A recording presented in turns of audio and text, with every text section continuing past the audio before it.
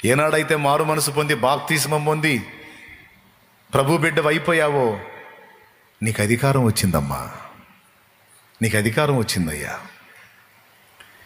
నువ్వు రాజాదిరాజు కొడుకువి, కూతురివి. ఆయనకున్న అధికారం నీకు ఇచ్చాడు. శత్రు బలం అంతటి మీద మీకు అధికారం ఇస్తానని మాట్లాడాడు, ఇచ్చాడు. కానీ ఎంతమందికి విశ్వాసం ఉంది? వాక్యం ఎలా చెప్తుంటే జనం ఎలా చేస్తున్నారు, మీరు ఎలా చేస్తున్నారు? అంతటితో అయిపోయిందా? రోగుల మీద మీరు చేతులుంచినప్పుడు వారు స్వస్థత నొందెదరు అని రాస్తుంది. రోగుల మీద మీరు చేతులుంచినప్పుడు స్వస్థత కలిగిద్దని రాస్తుంది. ఎవరు చేతులుంచినప్పుడు? శాలేమన్న ఉంచినప్పుడు అని ఉందా? లేకపోతే ఇంకొక అన్నయ్య ఉన్నప్పుడు అన్నయ్య చేతులుంచినప్పుడు అని ఉందా? పాస్టర్లు మాత్రమే అని రాశాడు అక్కడ. మీకు దండం పెడతా చెప్పండి, పాస్టర్లు మాత్రమే చేతులుంచినప్పుడు రోగాలు తగ్గుతాయని రాసుందా? మరేముంది?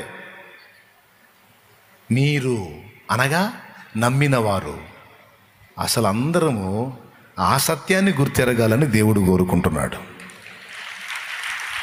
కొడితే గట్టిగా.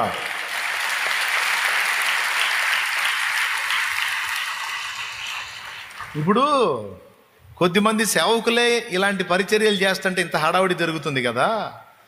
సంఘములో ఉన్న ప్రతి ఒక్కరూ కూడా ఇలా ఉజ్జీవింపబడి దయ్యములను వెళ్ళగొట్టువారైతే, ప్రార్థనా పరులైతే, రోగుల మీద చేతులుంచి వారిని స్వస్థపరిచే శక్తి పొందిన వారైతే ఎలా ఉంటుందో చూడు. అసలు సమాజం వేరే రకంగా ఉంటుంది. ఇక సమాజం ఇంతమంది ఉన్నారు ఈరోజు ఇక్కడ. ఇంతమంది మీకు ఇవ్వబడిన అధికారాన్ని మీరు గుర్తెరిగి ఆ అధికారాన్ని వాడకంలో పెడితే, నీ ఇరుగు పొరుగులను నీవే సంధిస్తే, వాళ్ళ కోసం నీవే ప్రార్థించి వాళ్ళ ఎదుట దేవుని కార్యాలు జరిగించి వాళ్ళ ఆత్మను రక్షిస్తే ఎంత ఉజ్జీవం వచ్చిందో తెలుసా? కానీ ఎంతమంది పట్టించుకుంటారు ఇది? ఎంతమంది దీన్ని సీరియస్గా తీసుకుంటారు? కొంతమంది పెదవి విరుస్తారు. ఊరుకు అన్నయ్య, నేను ప్రార్థన చేస్తే రోగం తగ్గటమైంది. దేవునికి స్తోత్రం కలుగును గాక. నేను చెప్పనా? ఒక వచనం మీకు చూపిస్తాను. నేను అపోస్తలుల కార్యములు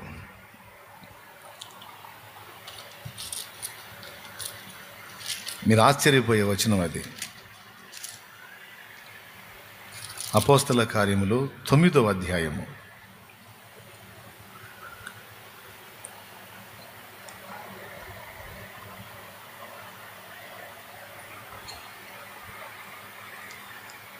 తీసుకున్నారా? అపోస్తలుల కార్యం 9వ అధ్యాయం. అక్కడ స్టోరీ మీకు తెలుసు. సౌలు దుర్మార్గుడు, క్రైస్తవ సంఘమును చెరబట్టి చిత్రవద చేస్తున్నటువంటి వ్యక్తి సౌలు. దమస్కు మార్గంలో అతడు వెళుతున్నప్పుడు సాక్షాత్ యేసు ప్రభు అతను దర్శించాడు. ప్రభు అతనితో కనబడి మాట్లాడినంతసేపు అతని కళ్ళు పనిచేశాయి. ప్రభు ఎప్పుడైతే అంతర్ధానం అయ్యాడో అతని 2 కళ్ళు మూయబడ్డాయి. పొరల్లాంటివి కమ్మేశాయి. ఆ కళ్ళు కనపట్టల్లా. అతడు తడవలాడుతూ ఉన్నాడు. ఈ 2 కళ్ళకి పొరలు కమ్మేశాయి. అక్కడే ఉంది ఆ మాట 9లో. ఈ స్టోరీ అంతా ఉంటుంది, ఇంటికి పోయినాక చదువుకుందరు. కానీ అంటే కంటికి జబ్బు వచ్చేసింది 2 కళ్ళకి. ఎందుకంటే డైరెక్ట్గా ప్రభువుని చూశాడు. ఆ కళ్ళకి శక్తి చాలా, పేషెంట్ అయ్యాడు, కంటి జబ్బు వచ్చేసింది. అతడు యూదా అనే వాని ఇంటికి వెళ్ళాడు. తార్సు వాడైన సౌలు దమస్కులో తిన్ననిది అనబడిన వీధిలో ఉన్న యూదా అనే వాని ఇంటికి చేరాడు. నీకు తెలుసా, ఆ సౌలే తర్వాత పౌలు. ఆ పౌలే పెద్ద సేవకుడు, అపోస్తలుడు. ఒక పెద్ద సేవకుడు, బోధకుడు, ప్రవక్త, సువార్తికుడు, అపోస్తలుడు, టాప్ 1 అపోస్తలుడు. అలాంటి అపోస్తలుడికి స్వస్థత ప్రార్థన చేసింది ఎవరో తెలుసా? ఒక సామాన్య విశ్వాసి. యా, లేదా? ఉందా? ఏబాయ్, ఉందా లేదా? అలాంటి అపోస్తలునికి, అలాంటి ప్రవక్తకి స్వస్థత ప్రార్థన చేసింది ఎవరు? అననీయ. అననీయ అననీయ అని పిలుస్తాడు ప్రభు. దర్శనమందు, చిత్తము ప్రభు నేనున్నానంటాడు. నీవు లేచి తిన్నదనబడిన వీధికి వెళ్ళి యోధాను వాని ఇంట తారుసువాడైన సౌలుని గురించి విచారించు. నీవు వచ్చి అతని మీద చేతులుంచుట అతడు చూచి ఉన్నాడు అంటాడు. అంటే నీతో మాట్లాడినట్టే నేను అతనితో కూడా మాట్లాడాను. నువ్వు వచ్చి అతని మీద చేతులుంచి అతన్ని స్వస్థపరచటం అతడికి దర్శనంలో చూపించాను నేను. నువ్వు వెళ్ళి అతని మీద చేతులుంచు, నేను స్వస్థపరుస్తాను అన్నాడు. నాకు ఆశ్చర్యం అండి. ఆయన కాబోయే అపోస్తలుడు, కాబోయే ప్రవక్త, గొప్ప కాపరి, గొప్ప సేవకుడు. బైబిల్ గ్రంథంలో ఆయన పుస్తకాలు అందరి పుస్తకాల కంటే ఎక్కువ ఉండబోతున్నాయి. కావాలంటే చూడండి, బైబిల్లో అందరి పుస్తకాల కంటే ఎక్కువ పుస్తకాలు ఎవరి ఉన్నాయో తెలుసా? పౌలుయే ఉన్నాయి. రోమాపత్రిక, కొరింథీ పత్రిక, 1 కొరింథీ, 2 కొరింథీ, గలతీ, ఎఫెసీ, ఫిలిప్పీ, కొలసై, ఏమండి, తిమోతి 1, 2 పత్రికలు, తీతు పత్రిక, ఫిలేమోను పత్రిక, హెబ్రీ పత్రిక. ఈ పత్రికలన్నీ బైబిల్లో పుస్తకాలు అయిపోయినాయి. 66 పుస్తకాల్లో ఈయనవి ఎక్కువ ఉన్నాయి. అంటే ఆయన రాసినవి లేఖనాలైనాయి. ఆయన ఆశువుగా రాసినవి లేఖనాలయ్యి కోట్ల మంది ప్రజలకు మార్గదర్శకాలయ్యాయి. అలాంటి గొప్ప వ్యక్తి పౌలు. అలాంటి పౌలుకి ఈ 2 కళ్ళు స్వస్థత పొందడానికి స్వస్థత ప్రార్థన చేసిన వాడు సామాన్య శిష్యుడైన అననీయ అని మర్చిపోకూడదు.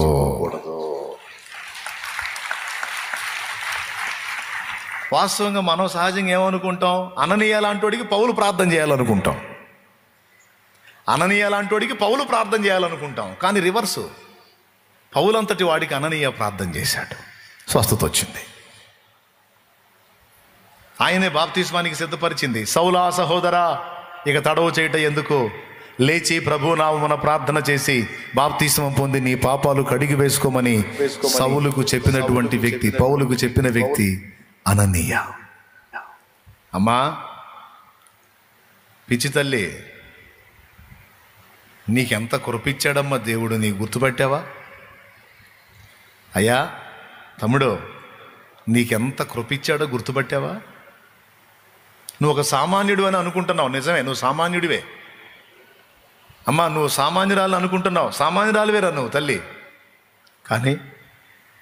కానీ నువ్వు ప్రార్థించినప్పుడు రోగులు స్వస్థత పొందుతారని నీకు తెలుసా? నువ్వు ప్రార్థించినప్పుడు భయంకరమైన జబ్బులు మనుషులు వదిలిపెడతాయని నీకు తెలుసా? ఇదిగో సాక్ష్యం. ఎవరు చెప్పారు తల్లి నీకు అధికారం లేదని? ఎవరు చెప్పారు నాయన నీకు అధికారం లేదని?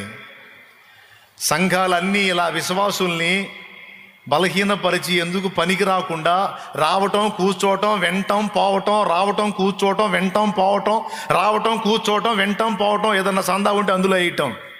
ఇక్కడే ఆపేశారమ్మా, ఇక్కడే ఆపేశారు. అంతేనా భక్తి తల్లి? అంతేనా నాయన? అంతవరకేనా? ఇంకేం లేదా? మనమందరము ఆత్మల సంపాదకులం కావాలి. మనమందరము సువార్త ప్రచురం కొరకు నడుం కట్టాలి. మనమందరము నశించిపోవచ్చున్న ఆత్మలను రక్షణలోకి నడిపించాలి. మనమందరం కూలిపోతున్న జీవితాలని కట్టాలి, నిలబెట్టాలి. దానికోసం పాస్టర్లే కాదమ్మా, పాస్టర్లు కాదా? పాస్టర్ ఎందుకో తెలుసా? నీకు ఇవ్వబడిన కృపలేవో నీకు చెప్పటానికమ్మా. పాస్టర్ దేనికమ్మా నాయనా? దేనికి నాయనా పాస్టర్? దేనికి నాయనా? నీకు ఇదిగో ఇంత కృప ఇవ్వబడింది, ఇదిగో నీకు ఈ అధికారం ఇవ్వబడింది, దేవుడు నిన్ను ఎలా చూడాలనుకుంటున్నాడో, దేవుడు నీకు ఈ స్థాయిని నిర్ణయించాడు, నీకు ఈ ఆధిక్యతలు ఉన్నాయని నీకు నేర్పించడానికి దైవజనుడు. వాటిని గైకొని నువ్వేం చేయాలి? నీకు ఇవ్వబడిన కృపల్ని గుర్తెరిగి నువ్వు చేయాలి.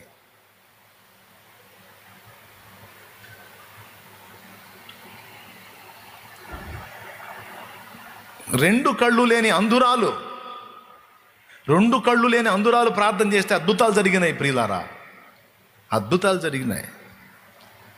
2 రోజులు ప్రసవ వేదనతో బిడ్డ అడ్డం తిరిగి నొప్పులు పడుతున్న తల్లి అల్లాడిపోతుంది. ఆ బిడ్డ బతికి ముందు చిన్న ప్రాణం సంగతి, తర్వాత పెద్ద ప్రాణం ఉంటుందో పోయిద్దో అర్థం కాని స్థితిలో అల్లాడిపోతున్నారు తల్లిదండ్రులు. ఈ కళ్ళు లేని అందురాల్ని పిలిపిస్తే వచ్చి ప్రార్థన చేసింది. ప్రభువా, ఆ విశ్వాసి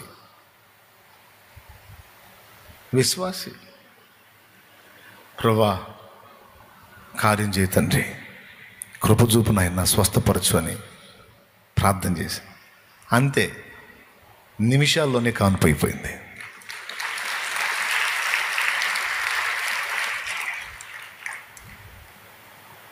మరి దీన్ని ఏమంటారు?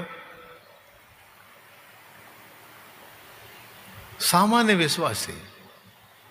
నాకు తెలిసిన ఒక చెల్లికి వివాహమై దాదాపు 7 నుంచి 10 సంవత్సరాలు అయింది, పెళ్ళై పిల్లలు లేరు. వాళ్ళ అత్తగారు ఆ అమ్మాయితో డైరెక్ట్గా మాట్లాడుతుందంట, నిన్ను ఎట్టనైనా వదిలించుకుంటాం, నువ్వు గొడ్డుబోతు దానివి, నా కొడుక్కి ఇంకొక అమ్మాయిని ఇచ్చి పెళ్లి చేస్తా అని డైరెక్ట్గా మాట్లాడిందంట. తన ఇరుగు పొరుగునున్న క్రైస్తవ విశ్వాసులకి ఈ సంగతి చెప్పి ఏడ్చింది. అప్పుడు వాళ్ళు ఒక సోదరి విని మిగిలిన సిస్టర్స్తో మాట్లాడింది. ఇదిగో ఇలా అంటుందంట తన అత్తగారు, నేను చచ్చిపోతానంటుంది ఈ అమ్మాయి కోసం ప్రార్థన చేద్దామని వాళ్ళంతా ఒక చిన్న గుంపు అయ్యారు. వినండి బాగా, వాళ్ళంతా ఒక చిన్న ప్రార్థన గుంపు అయ్యారు. ఇక్కడే లోకల్లో జరిగింది. ఇక్కడ 7 నుంచి 10 సంవత్సరాల సంతానం లేదు ఆ అమ్మాయికి. ఆ అమ్మాయిని మధ్యలో కూర్చోబెట్టుకున్నారు. ఆ అమ్మాయి కోసం ప్రార్థన చేయటం మొదలుపెట్టారు. కొద్ది దినాల్లోనే ఆమె గర్భవతి అయింది.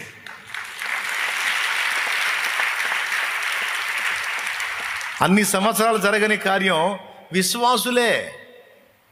దానికి ఎవరో పెద్ద సేవకుడు వచ్చి చేసింది లేదు. ఎందుకంటే వాళ్ళు అన్యులు, రానీరు, చర్చికి రానీరు.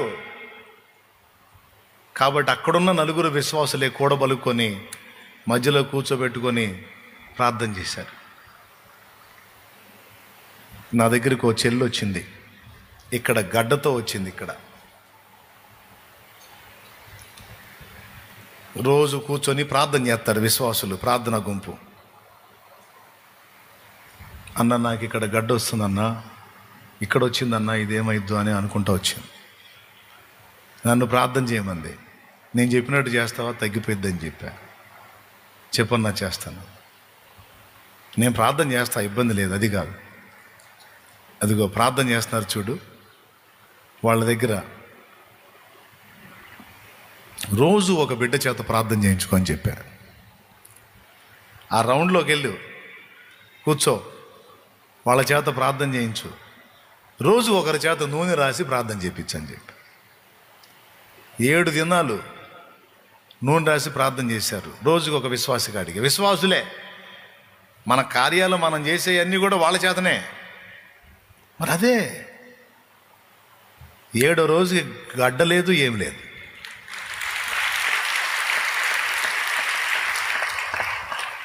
దేవునికి మహిమ కలుగును గాక. ఎందుకు చేయడు దేవుడు కార్యాలు? ఎందుకు చేయడు? కానీ విశ్వాసులకి ఈ స్పర్శ ఉందా? ఈ గ్రహింపు ఉందా?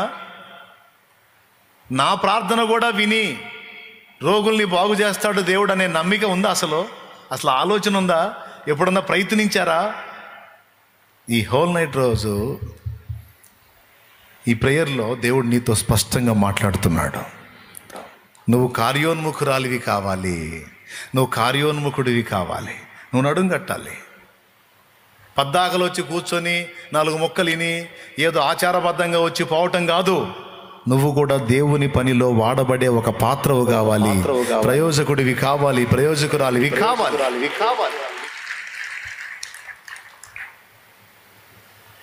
ఎంతకాలం మనం ఒట్టిగా ఉందాం? ఇప్పుడు నేను చూపించిన వచనాలు నిజమా కాదా? పౌలు అపోస్తలుడా కాదా? పౌలు శ్రేష్ఠ భక్తుడా కాదా? కానీ అలాంటి పౌలుకి ఎవరి చేత ప్రార్థన చేయించాడు? అననీయ శిష్యుడు. అననీయ ప్రార్థన చేస్తే పౌలు స్వస్థత పొందాడు. మరి నువ్వు ప్రార్థన చేస్తే దేవుడు కొడతాడా? నోర్మయ్ నువ్వు చేయకూడదు అని ఎక్కడన్నా రాశాడా? ఇంకా చెప్పాలంటే నువ్వు ప్రార్థించాలనే కోరుతున్నాడు ఆయన. నువ్వు ప్రార్థించాలి, కార్యాలు నీ ప్రార్థన విని కూడా కార్యాలు చేయాలని దేవుడు ఆశిస్తున్నాడు. చాలామంది విశ్వాసులు చెమిటి వాళ్ళు అయిపోయారు.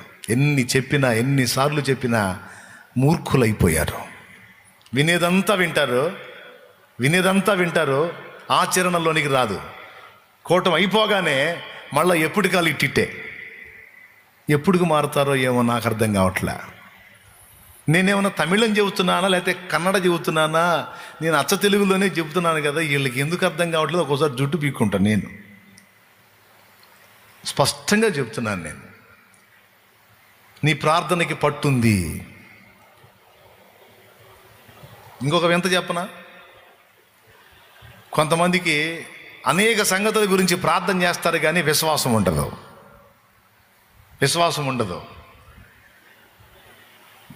ఈ మాట కూడా గుర్తుపెట్టుకో నువ్వు. నేను చెప్తున్నా, అన్నయ్య నేను ప్రార్థన చేస్తే గాలిలే కానీ నువ్వు చేయన్నయ్యా, నువ్వు చేతి తింటాడన్నయ్య, ఏసై వింటాడన్నయ్య అంటే నీ ప్రార్థన ఎందుకు వినడమ్మా? అటు గాలి అన్నయ్య చేయన్నయ్య. నేను ఒక మాట చెప్తున్నాను, ఇవన్నీ బైబిల్లో ఉన్నాయే, నా సొంత మాటలు కాదు. హిజ్కియాకి మరణకరమైన జబ్బు వచ్చిందండి. కాస్తో కోస్తో మీకు తెలుసు హిజ్కియా గురించి. అతనికి క్యాన్సర్ వచ్చింది, రాచపుండు అంటారు. తన బాడీలో ఒక పార్ట్లో రాచపుండు వచ్చింది. పుండుల్లో రాజు అంటే క్యాన్సర్ పుండు అన్నమాట, కింగ్. ఎందుకంటే ఏ పుండుకైనా మందేస్తే తగ్గిద్ది కానీ క్యాన్సర్కి లేదు, అది వస్తే తగ్గదు. బాగా వినండి, అది వచ్చింది హిజ్కియాకి.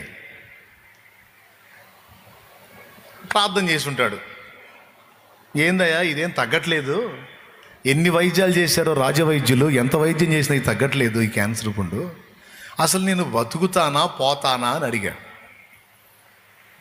అప్పుడు దేవుడు ప్రవక్త అయిన యెషయాను పంపించాడు. ఆ యెషయా వచ్చి, హిజ్కియా నీకు వచ్చిన జబ్బు నీ మరణానికే వచ్చింది, ఇక నువ్వు దేవుని దగ్గరికి చేరతావు కనుక నీ ఇల్లు చక్కబెట్టుకో అన్నాడు. అప్పుడు హిజ్కియా ఏం చేశాడు?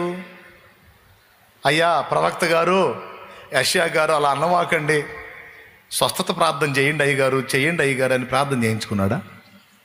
మీకు దండం పెడతా చెప్పండి, ఎక్కడుంది ఆ మాట? 2 రాజుల గ్రంథం 20వ అధ్యాయము 2వ వచనం నుంచి ఒక్కసారి తొందరగా బైబిల్ తీసి చూడండి నాన్న, అయిపోయింది. అతడు తన ముఖము గోడ తట్టు త్రిప్పుకొని, మీకు అనవసరమైన సోది ఏం చెప్పట్లా, నేను చాలా విలువైన సమాచారాన్ని మీకు అందిస్తున్నా. అనవసరమైన సోది ఏమన్నా చెబుతున్నానా? అవసరమైన మాట నేను చెబుతున్నా. మీరు తయారు కావాలి, నాకు అదే కావాలి. అతడు తన ముఖము గోడ తట్టు త్రిప్పుకొని, ఒక నిమిషం మళ్ళీ చదువునానా పైనుంచి. 2 రాజుల గ్రంథం 20వ అధ్యాయం 1వ వచనం. ఆ దినములలో హిజ్కియాకు మరణకరమైన రోగము కలుగగా ఆమోజు కుమారుడును ప్రవక్తయునైన యెషయా అతని యొద్దకు వచ్చి, నీవు మరణమవుచున్నావు, బ్రతుకవు గనుక నీ ఇల్లు చక్కబెట్టుకొనుమని యెహోవా సెలవిచ్చుచున్నాడని చెప్పగా, అది ప్రవక్త వచ్చి చెప్పింది ఏంది? అబ్బాయి హిజ్కియా, నీ పని అయిపోయిందయ్యా, నీకు వచ్చిన జబ్బు తగ్గటానికి కాదు నువ్వు పోవటానికి వచ్చిందంట, ఇంక అయిపోయింది నీ టైము, దేవుడు చెప్తున్నాడు ఇల్లు చక్కబెట్టుకోయా అన్నాడు. అంటే ఇంత అప్పగింతలన్నీ చూసుకో అని. అప్పుడు హిజ్కియా ఏం చేయాలా? అదే ప్లేస్లో మీరుంటే, మనం ఉంటే ఏం చేస్తాం? అయ్యా అయ్యా అయ్యా అయ్యా పాస్టర్ గారు, అయ్యా అయ్యా అయ్యా పాస్టర్ గారు ఆగయ్యా, నీ దండం పెడతా, నీ కాళ్ళు పట్టుకుంటా, నీ కాలు మొక్కుతా, కొద్దిగా ఆగయ్యా పాస్టర్ గారు ఆగయ్యా, సావు కబురు చల్లగా చెప్పి పోతున్నావు ఏందయ్యా, అట్టగాళ్ళయ్యా, నాకు తగ్గాలని ప్రార్థన చెయ్యయ్యా. ఇక నెక్స్ట్ చేసేది అదే మనం. కానీ హిజ్కియా ఏం చేశాడు తెలుసా? యెషయా వచ్చి, ప్రవక్త వచ్చి ఆ మాట చెప్పి ప్రవక్త వెళ్ళిపోతున్నాడు. హిజ్కియా ప్రవక్తను ఆపకుండా గోడ తట్టు మొహం తిప్పుకొని హిజ్కియానే ప్రార్థన చేశాడు.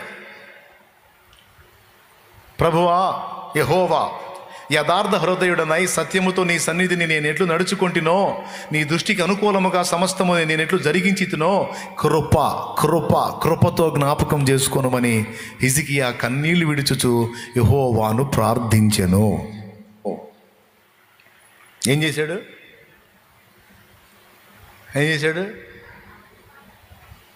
తడవకో పాస్టర్ని పిలిపించాడా?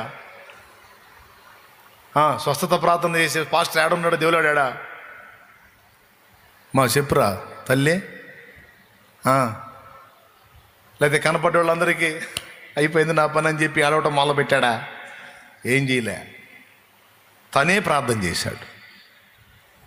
తనే నోరు తెరిచి, దేవా ఏమిటి నా పరిస్థితి అని దేవుడికే మొరపెట్టాడు. అర్రే ఎంత స్పీడ్గా జవాబు వచ్చిందో తెలుసా? వచ్చి చెప్పిన ప్రవక్త పూర్తిగా రాజభవనం దాటి వెళ్ళకముందే మళ్ళా యెహోవా వాక్కు ప్రత్యక్షమైంది ప్రవక్తకి. యెషయా, చిత్తము ప్రభువా, నీవు నా ప్రజల అధిపతి అయిన హిజ్కియా వద్దకు పో. చెప్పొచ్చానయా? నువ్వు చెప్పావుగా బతకు అని చెప్పమని చెప్పావుగా, చెప్పొచ్చా? కాదు. ఇప్పుడు ఇంకో మాట చెప్పుపో. చిత్తం చెప్పండి. ఏం చెప్పాలి? నీవు కన్నీళ్లు విడుచుట నేను చూచి తిని, నీ ప్రార్థన నేను అంగీకరించి ఉన్నాను, నేను నిన్ను బాగు చేసేదను. హిజ్కియా, ఇంకా 15 సంవత్సరముల ఆయుష్యము నీకు నేను ఇస్తానని చెప్పవయ్యా అన్నాడు.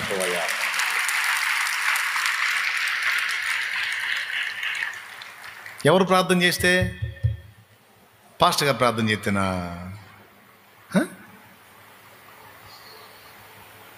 ఇదేం అలవాటు అండి? నాకు అర్థం కాదు. ఇదేం అలవాటు నాకు అర్థం. నేను ఏం కోరుతున్నానంటే, ఎవరి మీదనో నువ్వు ఆధారపడటానికి లేదు. నీకు దేవునికి డైరెక్ట్గా కనెక్షన్ ఉంది. నీ ప్రార్థన వినబడిద్ది. నీ ప్రార్థన ఆయన సన్నిధికి వినబడిద్ది, ఆయన సన్నిధికి చేరిద్ది. దేవుడేమి చెవిటోడు కాదు. అట్లా గోడ తట్టు ముఖం తిప్పుకొని 2 ముక్కలేనండి ప్రార్థన. ఏమయ్యా, నీ ఎదుట నేను యథార్థంగా ఎట్ట బతికానో నీకు తెలియదా? నీ సత్యమును అనుసరించి నేను ఎలా నడుచుకున్నానో తెలియదా? దేవా, ఏంటి నన్ను ప్రాణం తీసుకుంటావా? నాకు ఇంకా బ్రతకాలని ఉంది అని ఏడ్చాడు. అంతే. అద్భుతం జరిగింది. నడిమిశాలలోనికి ఇంకా పూర్తిగా వెళ్ళలేదు యెషయా. వెంటనే దేవుడు పిలిచి పోయి చెప్పమని చెప్పాడు. నాయనా, ఈ వచనాలన్నీ కలిసి ఏం చెప్తున్నాయి? ఇప్పుడు 4 సంగతులు. మొట్టమొదటిది, సంఘపు పెద్దలు చేసే ప్రార్థన దేవుడు వింటాడు. నువ్వు దెయ్యాలను వెళ్ళగొట్టడానికి దేవుడు నీకు అధికారం, పెద్దగా చెప్పండి, ఇస్తాడా? ఇచ్చాడా? కన్ఫర్మ్, డౌట్ లేదుగా. ఇస్తాడా? ఇచ్చాడా? గట్టిగా ఇంకోసారి. ఏంటిది? దెయ్యాలను వెళ్ళగొట్టే రోగుల మీద నువ్వు చేతులుంచినప్పుడు నీ ప్రార్థన కూడా విని దేవుడు స్వస్థపరుస్తాడా లేదా? పెద్దగా ఎవరు ప్రార్థన చేస్తే? పాస్టర్ గారు ప్రార్థన చేస్తే, చాలేమన్నా చేస్తే కాదు, నువ్వు ప్రార్థన చేస్తే స్వస్థత వచ్చితే. దేవునికి మహిమ కలుగునుగా. నాలుగవది, నువ్వు ఇతరుల కోసం ప్రార్థన చేయటం, ఇతరులు నీ కోసం చేయటమే కాదు, నీ నిమిత్తం నువ్వు చేసిన ప్రార్థన కూడా దేవుడు వింటాడు. ఇతరుల కోసం నువ్వు చేసే ప్రార్థన వింటాడు. నీ కోసం నువ్వు అడగవలసి ఉన్నది, అది కూడా దేవుడు వింటాడు. ఏంది ఇట్లా ఉంది పరిస్థితి, మరి అన్నకి చెప్పకపోయావా? చెప్పా. అన్నకి చెప్పాలే, అన్న చేస్తాడు, చెప్పా. ఇదేంటిది? Remote control. అదేంటిది? ఇదేంటిది? అన్నకి చెప్పా, అన్న చేస్తాడు. అన్న చేస్తాడా? అన్న కలిపి కొడతాడు. ప్రభువా, నా బిడ్డలందరినీ దీవించు, వారికి ఉన్న రోగాలు స్వస్థపరచు, వాళ్ళ కష్టాలు తీర్చి కలిపి కొడతాడు. ఎంతమంది పేర్లు చదవాలంటే రాకడొచ్చిద్ది. పచ్చి నిజాలు మాట్లాడతానే ఉన్నదన్నాడు చెబుతా, నమ్మితే నమ్మండి, లేకపోతే లేదు. దేవునికి స్తోత్రం. నాటకాలు ఉండవేడా, ఉన్నదన్నాడు చెబుతా. ఎందుకు మళ్ళీ ఇంతమంది పేర్లు చదవాలంటే ఎంత టైం పట్టిద్దండి? అసలు ఎవరు గుర్తుంటాయి? ఈ లిస్ట్ రాయాలంటేనే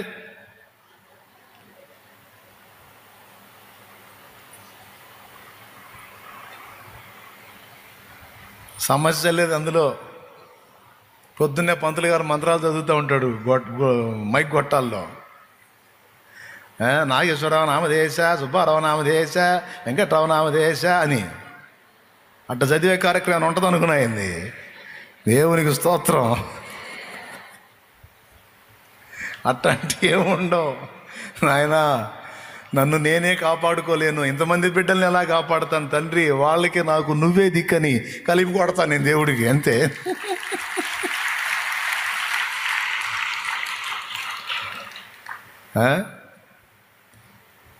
అంతే.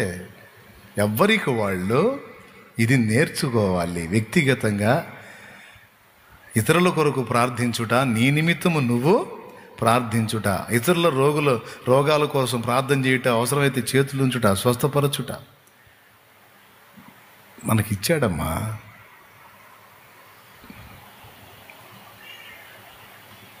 అరే నమ్మరే, ఇన్ని నేను ఇప్పుడు చెప్పినవన్నీ వచనాలు బైబిల్లో ఉన్నాయా లేవా? ఎంతమంది చూశారు? రైట్. ఇక నుంచి మీరు ఎట్ట తయారవుతారో చూడాలి నేను. మీరు ఏ విధంగా తయారవుతారో ఇదిగో నేను మీలాంటోడ్నే. నేనేమి అడవుల్లోంచి రాలా. మీరు ఎలా పుట్టారో నేను అంతే పుట్టా, మీరు ఎలా పెరిగారో నేను అలానే పెరిగా. ఇప్పుడు మీరు ఎలా ఉన్నారో నేను చొక్కా ప్యాంటే వేసుకుంటున్నాను. నేను కూడా జంక చర్మాలు తోలు దట్టీలేం వేసుకొని నేనేం స్పెషల్గా ఏం లేను. భక్తి జీవితం అందరికి ఒకటే. ఇప్పుడు నేను ఇలా ఉండి మీలానే ఉండి నేను భక్తి సాధన చేసి సమాజంలో ఒక సభ్యుడిగా కొనసాగుతూనే 10 మందికి ఆశీర్వాద కారణంగా నేను తయారైనట్టు నువ్వు కూడా తయారు కావాలి. నేనే అడవిలోకి పోవాలా, ఊళ్ళోనే ఉన్నా, నువ్వు కూడా అడవిలో పోవాల్సిన అవసరం లేదు. ఊళ్ళో ఉండే రాజయోగిలాగా భక్తి సాధన చేయొచ్చు. అర్థం అయితే కొట్టు, అర్థం కాకపోతే వద్దు. దేవునికి స్తోత్రం కలుగును గాక. నీకు వింతైన విషయం చెప్పనా? పోలీసు వాళ్ళు తెలుసు కదా మీకు, అసలు వాళ్ళ ఫీల్డ్కి భక్తికి అసలు సంబంధమే లేదు. కానీ నాకు తెలిసిన కొంతమంది బిడ్డలు ఉన్నారు పోలీస్ డిపార్ట్మెంట్లో, గొప్ప సేవకులు ఉన్నారు. తెలుసా మీకు? గొప్ప సేవకులు ఉన్నారు పోలీస్ డిపార్ట్మెంట్లో, జాబ్ చేసుకుంటూ సేవ చేస్తున్నారు. భక్తులు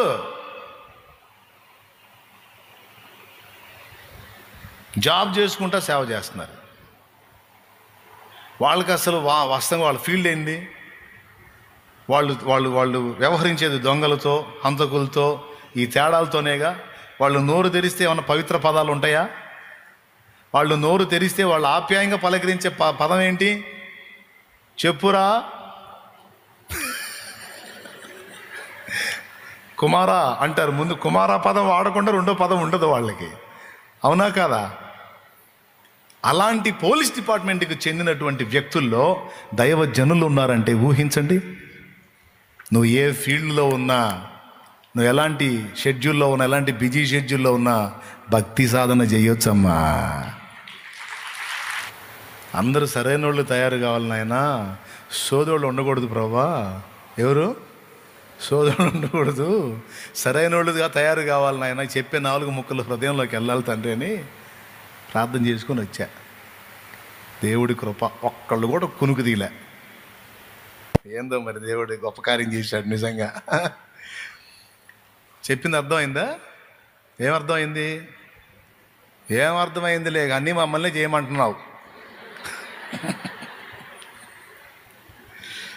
అంతేగా, ఇప్పుడు నువ్వు చెప్పింది, ఇప్పుడు దాకా చెప్పింది అన్నీ మమ్మల్ని చేయమంటున్నావు.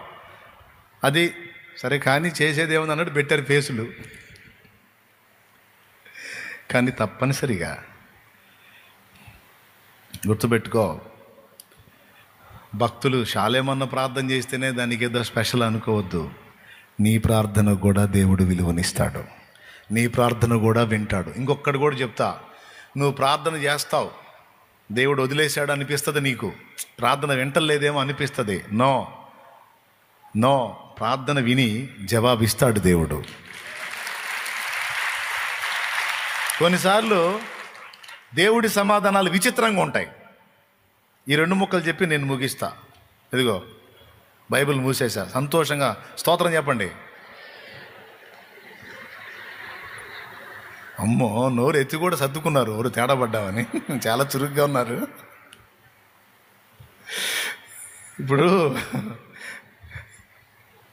మనం ఇక్కడ ప్రార్థన చేస్తే ఎక్కడో జవాబు స్టార్ట్ అయ్యిందండి. వింత. మీరు ఇంట్రెస్ట్ ఉంటే ఇప్పుడేం చూడవచ్చు, లేకపోతే ఇంటికి పోయి చూసుకోవచ్చు. నిర్గమాకాండం 3వ అధ్యాయంలో ఇశ్రాయేలీలు మొర ఎక్కడ పెట్టారు, దేవుడు ఎక్కడికి దిగొచ్చాడో చూడు. ఇశ్రాయేలీలు మొర ఎక్కడ పెట్టారు? ఐగుప్తులో పెట్టారు. దేవుడు ఎక్కడ దిగొచ్చాడు? ఐగుప్తులోకి దిగొచ్చాడా, మిద్యానుకు దిగొచ్చాడా? అద్దుగో. ఇప్పుడు వాళ్ళు మొరపెట్టారు, దేవా మమ్మల్ని రక్షించు తండ్రి అని దేవుడికి మొరపెట్టారు. ఎక్కడుండి? ఐగుప్తు బానిసత్వంలో ఉండి. అక్కడుండి వాళ్ళు మొర్ర పెడితే దేవుడు అక్కడ ప్రత్యక్షం కావాలి కదా, కానీ అక్కడ ప్రత్యక్షం కాల. దేవుడు మోషే దగ్గర ప్రత్యక్షమయ్యాడు. నువ్వు ఎప్పుడైతే ప్రార్థన చేస్తావో, చేస్తా ఉంటావో, నీ సమస్యకు ఎక్కడ పరిష్కారం ఉందో అక్కడ దిగుతాడు దేవుడు.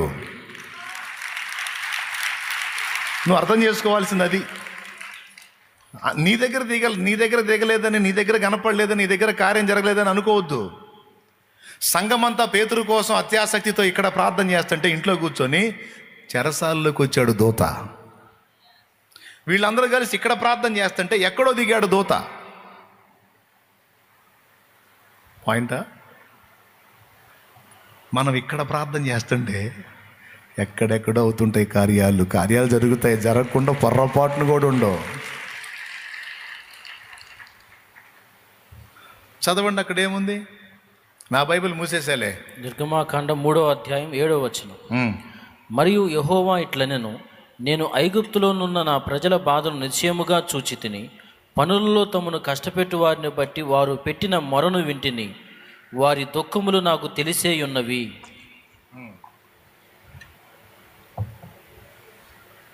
కాబట్టి ఐగుప్తుల చేతుల నుండి వారిని విడిపించుటకును, ఆ దేశములో నుండి విశాలమైన మంచి దేశమునకు, అనగా కనాలీయులకు, హిత్తీయులకు, అమోరీయులకు, పెరజ్జీయులకు, హివ్వీయులకు, యబూసీయులకు నివాస స్థానమై పాలు తేనెలు ప్రవహించు దేశమునకు వారిని నడిపించుటకు దిగివచ్చి ఉన్నాను అన్నాడు.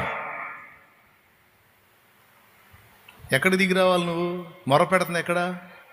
ఐగుప్తులో. నువ్వు ఎక్కడ దిగవేంది అంటే, ఇక్కడ మోషేని రెడీ చేసి, ఈ మోషేకి కృపనిచ్చి, ఈ మోషేని అక్కడికి పంపించి, వాళ్ళతో మాట్లాడేటు ఎవరితో? ఫరోతో ఈ మోషే చేత మాట్లాడించి వాళ్ళని బయటికి తేవాలి. నువ్వు ప్రార్థనలు చేస్తావు, రకరకాల నీ సమస్యల కోసం చేస్తావు, ఇతరుల సమస్యల కోసం కూడా చేస్తావు. కానీ దేవుడు సమస్యకు పరిష్కారం ఎక్కడుందో అక్కడ దిగుతాడని మర్చిపోవద్దు. చాలా కీలకమైన విషయం. కొంతమందికి వాళ్ళ కళ్ళ ముందు జరగాలని చూస్తారు, జరిగిద్ది, కానీ దానివాడిని తీసుకొని రావాలిగా. ఎట్లా కుదిరిద్ది మరి? లేకపోతే వాళ్ళని బయటికి తెచ్చేది ఎవరు? మోషే ఎక్కడ ఉన్నాడు? మిద్యాన్లో గొర్రెలు కాసుకుంటున్నాడు. ఇక్కడ వీళ్ళు మొర్ర పెడితే దేవా మమ్మల్ని రక్షించు అని రక్షకుడేమో వాడు గొర్రెలు కాస్తున్నాడు. అక్కడ దిగాడు దేవుడు. దిగి మోషేని పిలిచి, మోషేతో మాట్లాడి, మోషేకి శక్తినిచ్చి, మోషేని సిద్ధపరిచి, నేను రాను మొర్రో అంటే గద్దించి కోప్పడి మోషేని లైన్లో తీసుకొచ్చి, మోషేని అక్కడ ఐగుప్తుకు పంపించి, ఐగుప్తు రాజు అయినటువంటి ఫరోతో అనేక పర్యాయాలు మాట్లాడించి, నానా హడావడి హంగామా చేసి, ఎట్టకేలకు చిట్ట చివరికి తోటకు వాళ్ళ మొత్తాన్ని బయటికి తీసుకొచ్చాడు. మీకు అందరికీ చెప్తున్నా, ప్రార్థన వినకుండా దేవుడు ఉండడు. కొర్నేలీ, నీ ప్రార్థనలను నీ ధర్మకార్యములు దేవుని సన్నిధికి జ్ఞాపకార్థంగా చేరినవి అని వచ్చాడు దూత. దేవునికి మహిమ కలుగునుగాక. ప్రియులారా, ఇక్కడ కొర్నేలుతో మాట్లాడిన దేవుడు ఎక్కడ దిగుతున్నాడో తెలుసు? అక్కడ పేతురు దగ్గర దిగుతున్నాడు. కొర్నేలు చేసిన ప్రార్థనకి పేతురు దగ్గర ఆన్సర్ ఇస్తున్నాడు. పేతురికి 4 చెరగులు పట్టిన దుప్పటి దర్శనం చూపించి అపోస్తల కార్యం 10లోనే. మరి లేకపోతే పేతురు బాడు అన్యుల దగ్గరికి, ఈయన పరిశుద్ధుడు, అన్యులు పాపులు, వాళ్ళ దగ్గరికి పోడు. అందుకని నేను పవిత్రపరిచిన వారిని అన్యులని అసహ్యులని త్రోసివేయకూడదు, నేను పంపించే చోటికెల్లా నువ్వు పోవాల్సిందే అని పేతుర్ని సిద్ధపరిచాడండి. ప్రియులారా, చెప్పండి, మన ప్రార్థన వినబడిద్దా వినబడదా దేవుడికి? ఈ హోల్ నైట్లో ఎందుకు వచ్చాం? కాసేపు టైం పాస్ చేసుకోవడానికి వచ్చామా? ప్రార్థించడానికి వచ్చాం. మీరే తయారు కావాలి, మీరు విజృంభించాలి. దేవుడు మీకు కూడా కృపనిచ్చాడు, మీకు కూడా విలువనిచ్చాడు అని చాలా విషయాలు చెప్పాను నేను. ఫస్ట్ వినయాన్ని గురించి చెప్పా. చిన్నోడు చెప్పినా పెద్దోడు చెప్పినా విని వినయంతో లోబడే వాని దగ్గర దేవుడు నివాసం ఉంటాడని. రెండవది, చిన్నవాళ్ల ప్రార్థన కూడా దేవుడు వింటాడు, విశ్వాసి ప్రార్థన వింటాడు. ఆ అపోస్తలుడికే సామాన్య విశ్వాసి, సామాన్య శిష్యుడి ద్వారా ప్రార్థన చేయించి అద్భుతం జరిగించాడు. ఇతరుల కోసం మీ ప్రార్థన వింటాడు, మీకోసం కూడా మీ ప్రార్థన వింటాడనే సత్యాన్ని కూడా మీకు అర్థమయ్యేటట్టు ఈ 2 పాయింట్సే మీకు అందించా ఈరోజు నేను. కానీ చాలా కీలకం, అర్థం చేసుకునే వాళ్ళకి చాలా చాలా చాలా కీలకం. వాటిని తీసుకోండి మనసులోకి, భక్తులుగా తయారుగండి. నేను సహా ఒకప్పుడు మీలాగా ఉన్నవాడినేగా, అక్కడ విశ్వాసినేగా. మరి ఇప్పుడు ఇక్కడ ఎట్లా వచ్చా? మీరు అనుకున్నట్టు అది మన పని కాదులే అనుకుంటే నేను ఇప్పటికి అట్నే ఉండేవాడిని. కానీ దేవుడు ఎక్కేస్తున్న ఒక్కొక్క మెట్టు ఎక్కుతా వచ్చాను నేను. నువ్వు ఇలా కావాలి అంటే అలాగే ప్రభువా, నువ్వు ఇలా కావాలి, అలాగే ఇలా ఉండాలి, అలాగే ప్రభువా, నువ్వు ఇలా తయారు కావాలి, అలాగే ప్రభువా అనుకుంటా వచ్చా. మీరు కూడా రావాలి. పద్దాకలు ఆర్డినరీగా వచ్చాము పోయాము అన్నట్టు ఒక పైన ఉంటే నచ్చదు, నాకు చిరాకు పుట్టిద్ది. మీరన్నా తేడా అయి ఉండాలా, నేనన్నా తేడా అయి ఉండాలా. మరి అంతే కదండి. నేను చెప్పింది మీకు అర్థం కాకపోతే ఎక్కడేసిన గొంగడ అక్కడే ఉంటుంది, అర్థమై సాగకపోతే. అర్థమైందనుకో, ఇక ఎక్కడోడు అక్కడ ఉండరు, ఖచ్చితంగా పనుల్లా తయారవుతారు, భక్తిపరులుగా తయారవుతారు, ఆత్మీయులుగా తయారవుతారు, దేవునికి సమీపంగా వెళ్తారు. ఉన్నదన్నట్టు ఓపెన్గా చెప్పా, అర్థమైందన్నా, నాకు స్పష్టంగా అర్థమైంది అని నీకు గ్రహింపు వస్తే నేను సంతోషంగా ముగిస్తా. నిజంగా చెప్పిన సంగతులన్నీ ఎంతమందికి అర్థమైనాయి? దేవునికి మహిమ కలుగును గాక. మరి చేస్తారా ఇతరుల కోసం? వాళ్ళని టచ్ చేస్తే మళ్ళీ వాళ్ళ రోగాలు మనకు వస్తాయేమో అనుకుంటారా? వాళ్ళకి పట్టిన దయ్యాలని గద్దిస్తే మళ్ళీ అవి మనకు పడతాయేమో అనుకొని కొంతమందికి ఇది ఒక భయం. రానియొద్దు. నీకు దేవుడు అధికారం ఇచ్చాడు. నువ్వు సువార్త చెప్పాలి, నువ్వు ఆత్మల్ని రక్షించాలి, నువ్వు ప్రభు పని చేయాలి. ప్రతి ఒక్కరూ నడుం కట్టాలి. రాకడ సమీపమైంది, ఆత్మలు నశించిపోతున్నాయి.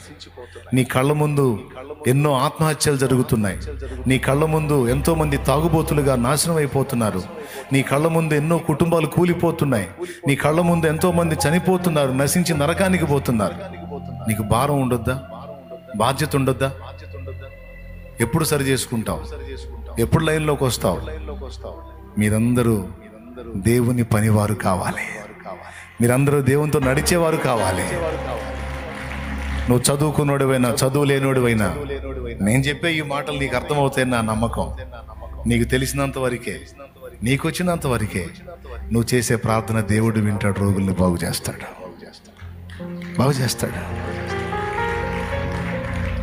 దేవునికి మహిమ. చాలా కార్యాలు జరుగుతాయి. విశ్వసించి చేయండి. ప్రార్థన చేద్దాం రండి. ఒక్కసారి అలా లేచి నిలబడండి. కొంచెం మీకు ఫ్రీ అవుతారు.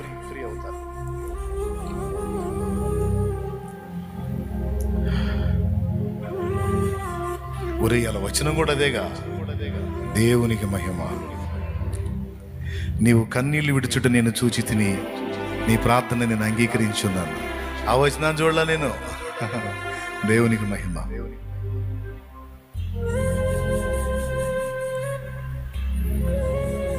మీలో ప్రతి ఒక్కరూ బాధ్యత ఎరిగిన వారై నడుం కట్టి దేవుని శుభవార్త ప్రకటించడానికి, రోగుల కోసం ప్రార్థన చేయటానికి అసలు నీ ఇంట్లో నుంచే మొదలు పెట్టాలి. నువ్వు నీ ఇంట్లో నీ చిన్న పిల్లలకి బలహీనత వస్తే ఎప్పుడన్నా నీ పిల్లలు నూనె డబ్బా తీసుకొని నీ దగ్గరికి వచ్చిన చరిత్ర ఉందా? నూనె డబ్బా తీసుకొచ్చి నీకు ఇచ్చి నీ ముందు మోకాళ్ళు వేసిన చరిత్ర ఉందా? ఉంటే నువ్వు ధన్యురాలివే. అలా ఉంటే నువ్వు ధన్యుడివే. నీ కొడుకో నీ కూతురో నీ ముందుకు వచ్చి, నానా నాకు జ్వరం వచ్చింది ప్రార్థన చేయవా, నూనె డబ్బా తెచ్చి ఇచ్చారా నీకు? అలవాటు చేసావా నీ బిడ్డలకి? నానా నాకు టాబ్లెట్ తీసుకొని రా, నాకు ఇంజెక్షన్ చేయించు, లేకపోతే నాకు ఇట్లా చేయి అట్లా చేయి అని చెప్తున్నారా? నీ పిల్లలకి భక్తి నేర్పు, దేవుని మీద ఆధారపడటం నేర్పు, ఆత్మీయత నేర్పు. వచ్చి మోకాళ్ళు వేయాలి నీ ముందు, నూనె డబ్బా తెచ్చి నీకు ఇచ్చి ఆ నూనె నువ్వు రాసి ప్రార్థన చేయాలి. పిల్లల్ని అట్ట తయారు చేయాలి. విశ్వాస సహితమైన ప్రార్థన రోగిని స్వస్థపరుస్తుంది. మనం దేవుని మీద ఆధారపడటం నేర్చుకోవాలి, బిడ్డలకు కూడా అదే నేర్పాలి. ప్రార్థన చేద్దాం. తండ్రి, ఈరోజు నువ్వు నాతో మాట్లాడావు. నేను ఒక బలహీనరాల్ని అని అనుకుంటుంటే, లేదు నువ్వే కావాలి, నువ్వే నడుం కట్టాలి, నువ్వే నిలబడాలి, నేను నిన్ను వాడుకోవాలని నాతో మాట్లాడుతున్నావు. తప్పకుండా నేను వినయాన్ని కలిగి నేర్చుకుంటాను, దిద్దుకుంటాను, నా లోపాలు సరి చేసుకుంటాను. తండ్రి, ఈరోజు నాతో స్ట్రైట్గా నువ్వు మాట్లాడిన ఈ మాటలను బట్టి నీకు వందనాలు చెల్లిస్తా ఉన్నాను ప్రభువా. అలాగే నా తండ్రి, నేను చేయవలసిన పరిచర్య విషయంలో నన్ను హెచ్చరించావు. నిజమే, ఓన్లీ సేవకులే కష్టపడుతున్నారు, నేను నా బాధ్యత విస్మరించాను. ఆత్మలకు సువార్త చెప్పటం నేను పట్టించుకోలేదు. కనీసం నా భక్తి కూడా సరిగా లేదు. ఇతరులకు ప్రార్థన చేసే పరిస్థితిలో నేను లేను. ఇతరుల ఆత్మల రక్షణ కోసం భారంతో నేను లేను. నా ప్రార్థన ఏం వినబడిద్దిలే అనుకున్నాను. నా ప్రార్థన దేవుడు విని ఏం జవాబిస్తాడు అనుకున్నాను. నిజమే ప్రభు, ఈరోజు సిగ్గుపడుతున్నాను. ఇంతగా నీ గ్రంథములో ఇన్ని మాటలు రాయించున్నాయి. నా ప్రార్థన నువ్వు వింటావు.